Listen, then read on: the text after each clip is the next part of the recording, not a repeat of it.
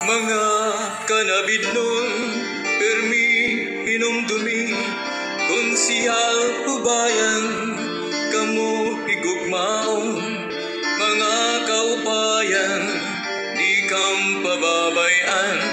ang iyo ungara, pinanmamatian, igpapadayon pa, ni konsyal hubayan, koriktuhan bungto, ginsusudoy larko, iyo ihiyero, an aton konsiho, permina aktibar, iyo surugoon, nuno hubayan, kan abid nun, kan abid nun. An pangamuyugod, pagbulig ang tao, hubayan mabalik, haaton konsiho, serbisyo diretso, ang nanginginano, ang bantayan bayan, nuno hubayan, sayod gudan bungto, kan nuno hubayan, kay an panigoro,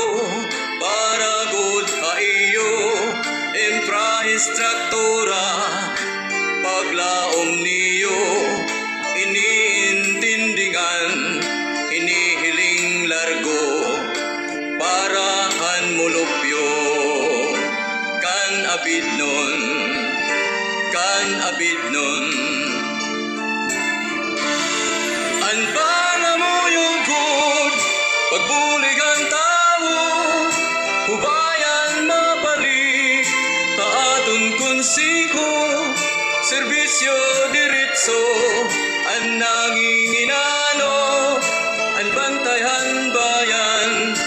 nuno hubayan, igpapadayon pa, ni konsyal hubayan,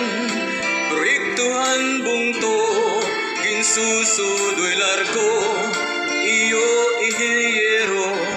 an aton konsiho, permina aktibar,